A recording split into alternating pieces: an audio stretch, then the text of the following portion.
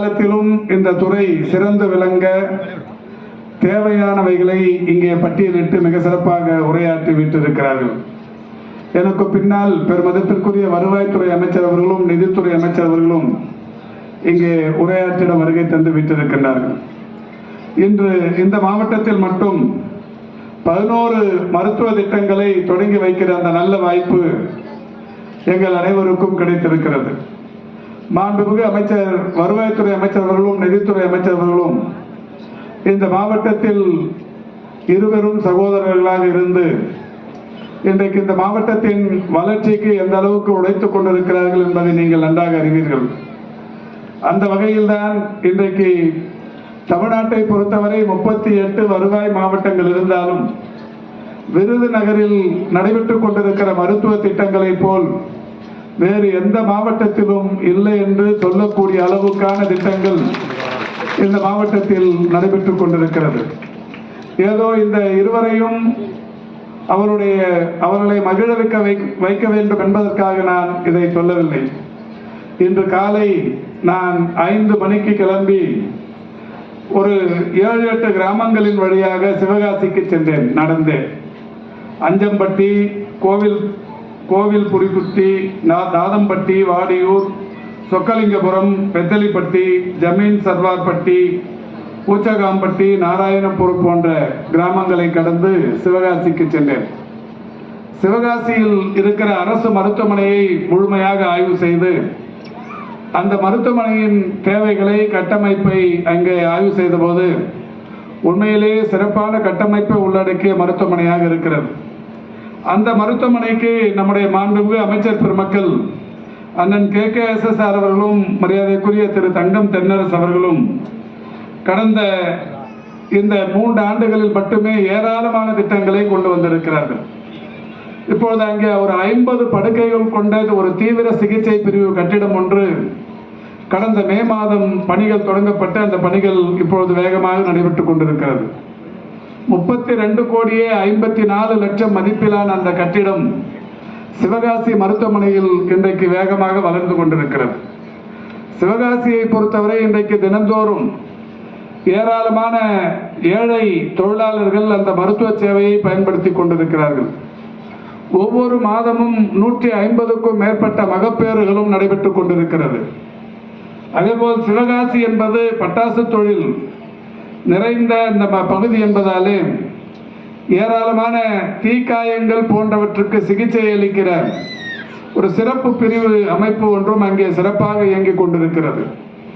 ஒரு 5 ஏக்கர் நிலப்பரப்பில் அந்த மருத்துவமனையின் கட்டமைப்பு என்பது ஏற்கனவே இருக்கிறது என்றாலும் இன்றைக்கு மாண்புமிகு தமிழ்நாட்டின் முதலமைச்சர்களுடைய வழிகாட்டுதலோடு 32,54,00,000 மதிப்பீட்டில் ஒரு மிகப்பெரிய கட்டிடம் கட்டும் பணி நடைபெற்றுக் கொண்டிருக்கிறது. அண்மையில்தான் அங்கே ஒரு லாண்டரிக்கான அதிநவீன சலவையகம் ஒன்று உருவாக்கப்பட்டிருக்கிறது. அங்கே ஒரு அதிநவீன சிடி ஸ்கேன் ஒன்றும் அமைக்கப்பட்டிருக்கிறது. இப்படி ஏராளமான வசதிகள் கடந்த 3 ஆண்டுகளில் மட்டும் அந்த மருத்துவமனைக்கு செய்யப்பட்டிருக்கிறது. இதனால் அந்த மருத்துவமனையின் மருத்துவ சேவை என்பது மிகப்பெரிய அளவில் உயர்ந்திருக்கிறது, வளர்ந்திருக்கிறது. இந்த காலை நான் அங்கே போகும்போது மணி 7. ஏராளமான தாய்மார்களும் பெரியவர்களும் அங்கே சிகிச்சைக்காக வந்து காத்திருந்தார்கள். இதுவே கடந்த 2.5-3 ஆண்டுகளுக்கு முன்னால் நாங்கள் மருத்துவமனைக்கு சர்ப்ரைஸ் விசிட் என்று போகிற போது அந்த மருத்துவமனைக்கு வந்த பொதுமக்களை ஏதாவது குறை இருக்கிறதா, இன்னமும் தேவை இருக்கிறதா, இங்கே வழங்கப்படுகிற மருத்துவ சேவைகளில் உங்களுக்கு நிறைவு இருக்கிறதா என்று கேட்கிற போது அந்த பொதுமக்கள் பெரும்பகுதி 90% குறைகளை சொல்வார்கள். இன்னமும் தேவைகளை எடுத்து அடுக்குவார்கள். ஆனால் இன்றைக்கு நான் சிவகாசி மருத்துவமனையில் வந்திருந்த பொதுமக்களை ஏராளமான பேரை தனித்தனியே கேட்டபோது வார்டில் சிகிச்சை பெற்று வருபவர்களையும் கேட்டோம், அட்டெண்டர்களையும் கேட்டோம், அந்த மருத்துவமனைக்கு வந்து கொண்டிருந்த பணியாளர்களையும் கேட்டோம். அனைவருமே மகிழ்ச்சியோடு சொன்னது, மிக சிறப்பான மருத்துவ சேவை. மாண்புமிகு தமிழ்நாட்டின் முதலமைச்சர் அவர்கள் இந்த மருத்துவ கட்டமைப்பை இந்த ஆட்சி பொறுப்பேற்றதற்கு பிறகு ஏராளமாக செய்திருக்கிறார்.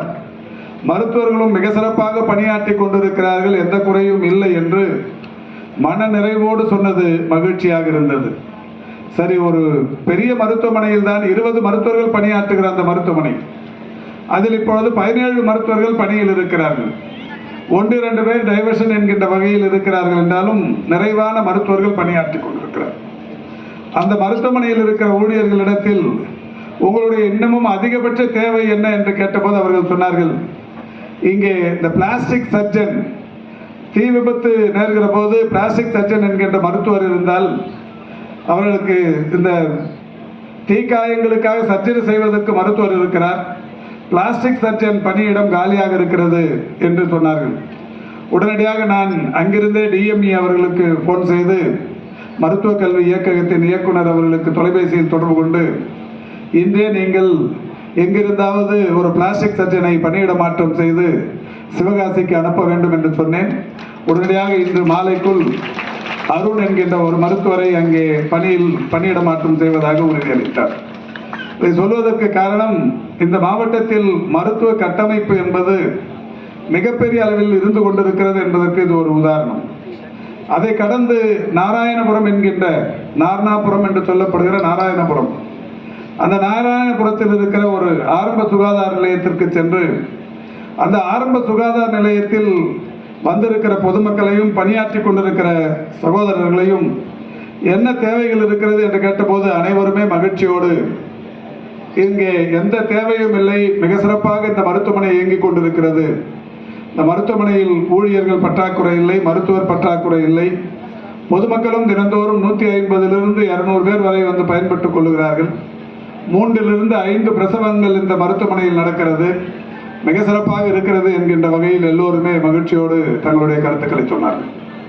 கடந்த 2 ஆண்டுகளுக்கு முன்னால் தான் மாண்புமிகு தமிழ்நாட்டின் முதலமைச்சர்கள் தமிழ்நாடு முழுவதிலும் இருக்கிற ஆரம்ப சுகாதார நிலையங்கள், துணை சுகாதார நிலையங்கள், தமிழகத்தை பொறுத்தவரை 8713 துணை சுகாதார நிலையங்கள் இருக்கிறது. ஆரம்ப சுகாதார நிலையங்களை பொறுத்தவரை 2286 ஆரம்ப சுகாதார நிலையங்கள். ஆக இந்த 10,999 மருத்துவமனைகளிலும் இன்றைக்கு பாம்பு கடி, நாய்க்கடி என்று வந்தால் அவர்களுக்கு மருந்து கொடுக்க வசதி இல்லை. இதற்கு முன்னால் கடந்த 2 ஆண்டுகளுக்கு முன்னால் வரை கிராமப்புறங்களில் இருப்பவர்களுக்கு, மலை கிராமங்களில் இருக்கிற மக்களுக்கு, குக்கிராமங்களில் இருக்கிற மக்களுக்கு நாய்க்கடி என்றாலோ பாம்பு கடி என்றாலோ சிவகாசி, அருப்புக்கோட்டை, ஸ்ரீவில்லிபுத்தூர் போன்ற பெரிய நகரங்களில் இருக்கிற வட்டார மருத்துவமனைகளுக்கு போய் தான் சிகிச்சை அளித்துக் கொள்ள வேண்டும். இது போன்ற ஆரம்ப சுகாதார நிலையங்களில் அவர்களுக்கு மருந்துகள் கிடையாது. மாண்புமிகு தமிழ்நாட்டின் முதலமைச்சர்களுடைய வழிகாட்டுதலோடு பாம்பு கடிக்கான மருந்து ஏஎஸ்வி என்று சொல்லக்கூடிய மருந்தும், நாய்க்கடிக்கான ஏஆர்வி என்று சொல்லக்கூடிய மருந்தும் கடந்த 2 ஆண்டுகளுக்கு முன்னால் தமிழ்நாட்டில் இருக்கிற 2286 ஆரம்ப சுகாதார நிலையங்களிலும் இருப்பு வைத்திருக்கிறோம். இப்படி எல்லா ஆரம்ப சுகாதார நிலையங்களிலும் அந்த மருந்து இருப்பு வைக்கப்பட்டதற்கு பிறகு நான் ஆய்வுக்கு போகிற எல்லா மருத்துவமனைகளிலும் அந்த மருந்தை பயன்படுத்தி கொண்டவர்கள் எத்தனை பேர் என்கின்ற பட்டியலை பார்த்து, அந்த பட்டியலில் இருப்பவர்களுக்கு தொலைபேசியில் தொடர்பு கொண்டு, இங்கே பாம்பு கடிக்காக இத்தனாம் தேதி வந்திருக்கிறீர்கள், மருந்து பெற்றிருக்கிறீர்கள், இப்போது உங்களுடைய உடல் நலம் எப்படி இருக்கிறது என்று கேட்டபோது அவர்கள் எல்லாம் மகிழ்ச்சியோடு எடுத்து சொன்னது, மவராசன் ஸ்டாலின் ஆட்சிக்கு வந்ததற்கு பிறகு எங்கள் ஊரில் இருக்கிற இந்த மருத்துவமனையிலும் இந்த மருந்து கிடைத்தது, இப்பொழுது நான் உயிர் பிழைத்து நன்றாக இருக்கிறேன் என்று மகிழ்ச்சியோடு எடுத்து சொன்னார்கள். அந்த வகையில் இன்றைக்கு அந்த நாராயணபுரத்தில் எத்தனை பேர் இந்த பாம்பு கடிக்காக மருந்து பெற்றார்கள் என்கின்ற பட்டியலை பார்த்தேன். 3 பேர் பெற்றிருந்தார்கள். அதில் யுவராஜ் என்கின்ற தோழரோடு நானே நேரில் போனில் தொடர்பு கொண்டு, பாம்பு கடிக்கான மருந்து பெற்றிருக்கிறீர்களே, எப்படி இருக்கிறீர்கள் என்று கேட்டபோது உண்மையில் மிகப்பெரிய அளவிலான மகிழ்ச்சியை எடுத்து சொன்னார். அதே போல அந்த மருத்துவமனையில் இன்னும் ஒரு புதிய சேவையும் இருக்கிறது. இங்கே வருகை தந்திருக்கின்ற பொதுமக்களுக்கும் பத்திரிகையாளர்களுக்கும் இந்த செய்தி 100% போய் சேர வேண்டும் என்பதற்காகத்தான் இந்த செய்தியை சொல்லுகிறேன். இதற்கு முன்னால் எல்லாம் மாரடைப்புக்கான அறிகுறிகளோடு யாராவது வந்தால் ஆரம்ப சுகாதார நிலையங்களிலோ துணை சுகாதார நிலையங்களிலோ மருத்துவம் பார்க்கும் வசதி கிடையாது. அவர்கள் எல்லாம் எங்கே போக வேண்டும் என்றால் பெரிய மருத்துவமனைகளுக்குத்தான் போக வேண்டும். நான் சொன்ன விருதுநகருக்கோ, அருப்புக்கோட்டைக்கோ, ஸ்ரீவில்லிபுத்தூருக்கோ இப்படித்தான் போக வேண்டும். சிறிய ஊர்களிலே, கிராமங்களிலே இருக்கிற அந்த மருத்துவமனைகளில் மாரடைப்புக்கான நோய் அறிகுறிகளோடு வருபவர்களுக்கு மருத்துவம் பார்ப்பதற்கு வசதி கிடையாது. இந்த நிலையில்தான் இப்பொழுது உலகம் முழுவதும் நம்ம எச்சரித்துக் கொண்டிருக்கிற ஒரு நோய், ஒரு பாதிப்பு மாரடைப்பு.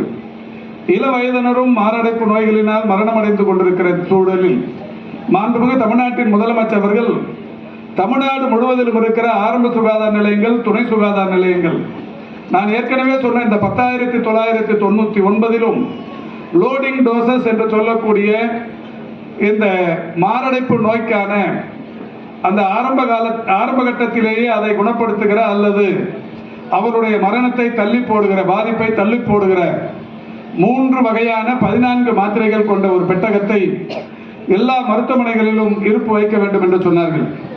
அந்த வகையில் அந்த மருத்துவமனையிலும் அந்த மருந்து பெட்டகம் இருப்பதை நான் உறுதி செய்தேன். பொதுவாகவே நான் போகிற எல்லா இடங்களிலும் அதை நான் கேட்டு ஒவ்வொருவருக்கும் தொலைபேசியில் தொடர்பு கொண்டு பேசி வருகிறேன்.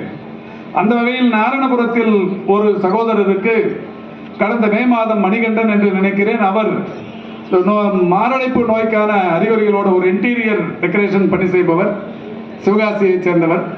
அவர் அந்த மருத்துவமனைக்கு வந்து அந்த லோடிங் டோசஸ் பெற்று அதற்கு பிறகு சிவகாசி மருத்துவமனையில் சிகிச்சை பெற்று இன்றைக்கு நலமுடன் இருக்கிறார். அவரிடத்திலும் தொடர்பு கொண்டு பேசிய போது உண்மையிலேயே இந்த ஆட்சிக்கு, இந்த துறைக்கு மகிழ்ச்சியோடு நன்றியினை தெரிவித்துக் கொண்டார். இது தமிழ்நாட்டை பொறுத்தவரை இந்தியாவில் வேறு எந்த ஆரம்ப சுகாதார நிலையங்களிலும் துணை சுகாதார நிலையங்களிலும் இல்லாத ஒன்று.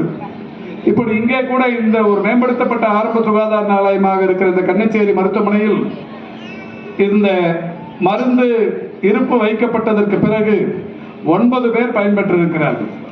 இந்த மாரடைப்பு நோய் அறிகுறிகளோடு வந்தவர்கள் 9 பேர் இன்றைக்கு இந்த திட்டம் தொடங்கப்பட்டதற்கு பிறகு பயன்பெற்றிருக்கிறார்கள். அதற்கான ரிஜிஸ்டர்.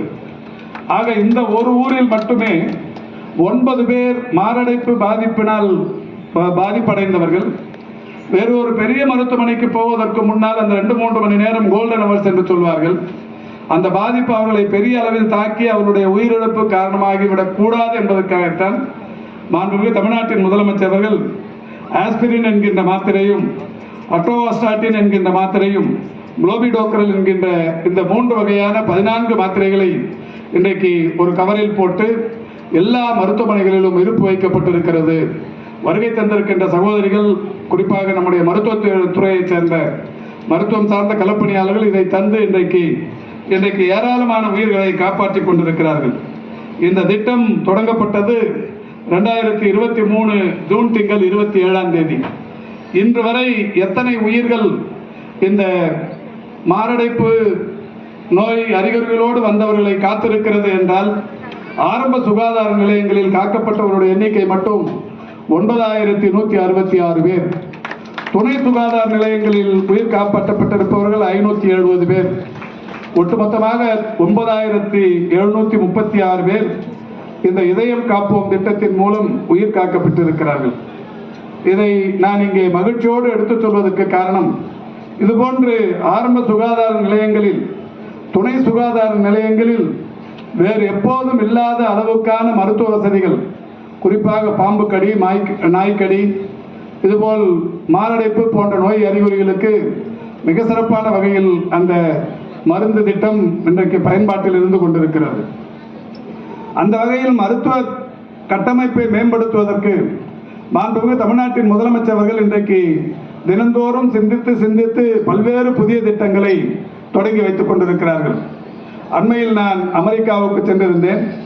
அமெரிக்காவில் பாஸ்டனில் இருக்கிற ஹார்வர்ட் பல்கலைக்கழகத்திலும், பால்டிமோரில் இருக்கிற ஜான் ஹாப்கின்ஸ் பல்கலைக்கழகத்திலும், வாஷிங்டன் டிசியில் இருக்கிற உலக வங்கியிலும் உரையாற்றும் போது தமிழ்நாட்டின் மருத்துவ திட்டங்கள், குறிப்பாக மக்களை தேடி மருத்துவம், இன்னுயிர் காப்போம் நம்மை காக்கும் 48, கலைஞரின் வருமுன் காப்போம், இதயம் காப்போம், சிறுநீரக பாதுகாப்பு திட்டம், மக்களை தேடி மருத்துவ ஆய்வக திட்டம், தொழிலாளர்களை தேடி மருத்துவ திட்டம், இப்படி பல்வேறு புதிய திட்டங்கள் தமிழ்நாட்டில் செயல்படுத்தப்பட்டு கொண்டிருப்பதை ஆதாரங்களுடன் எடுத்து சொல்லி பேசிய போது, இன்றைக்கு உலக நாடுகளின் உச்சமாக இருக்கிற அமெரிக்காவை சேர்ந்த மருத்துவர்களே வாயை பிளந்து மூக்கின் மேல் விரல் வைத்துக் கொண்டார்கள். அந்த அளவுக்கு தமிழ்நாட்டின் திட்டங்கள் என்பது இன்றைக்கு உலக புகழ் பெற்ற திட்டங்களாக இருந்து கொண்டிருக்கிறது.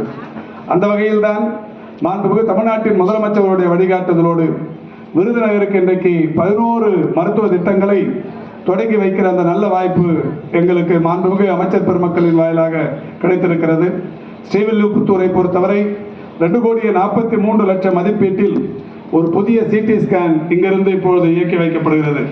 கன்னிச்சேரி புதூரில் இதே ஊரில் ஒரு புதிய கட்டிடம் 60 லட்சம் ரூபாய் செலவில் ஒரு புறநோயாளிகள் பிரிவு கட்டிடம் ஒன்று தற்போது அமைச்சர்களால் திறந்து வைக்கப்பட்டது. அதேபோல் பந்தல்குடியில் ஒரு 50 லட்சம் செலவில் வட்டார பொது சுகாதார அலகு கட்டிடம் ஒன்று இங்கிருந்து திறந்து வைக்கப்பட்டிருக்கிறது. விருதுநகர் நகர்ப்புற ஆரம்ப சுகாதார நிலைய கட்டிடம் ஒன்று 45 லட்சம் ரூபாய் செலவில் கட்டி முடிக்கப்பட்டது தற்போது திறந்து வைக்கப்பட்டிருக்கிறது. குன்னூரில் ஒரு 50 லட்சம் ரூபாய் செலவில் வட்டார பொது சுகாதார அலகு கட்டிடம் ஒன்று திறந்து வைக்கப்பட்டிருக்கிறது. புதுப்பட்டியில் ஒரு 50 லட்சம் செலவில் ஒரு கட்டிடம், அல்லம்பட்டியில் 35 லட்சம் செலவில் ஒரு துணை சுகாதார நிலைய கட்டிடம், பச்சக்காரப்பட்டியில் 35 லட்சம் ரூபாய் செலவில் ஒரு கட்டிடம், பிஎஸ்கே மாலயாபுரத்தில் ஒரு 36 லட்சம் செலவில் ஒரு கட்டிடம், இடையங்குளம் பகுதியில் ஒரு கட்டிடம், மல்லி என்கின்ற பகுதியில் ஒரு கட்டிடம் என்று 6,44 லட்சம் செலவில் இன்றைக்கு 11 மருத்துவத்துறைக்கான புதிய கட்டிடங்களும் மருத்துவ உபகரணங்களையும் இன்றைக்கு இங்கே தொடங்கி வைத்திருக்கிறோம். இது மட்டுமல்ல, இன்றைக்கு இந்த விருதுநகர் மாவட்டத்தில் மாண்புமிகு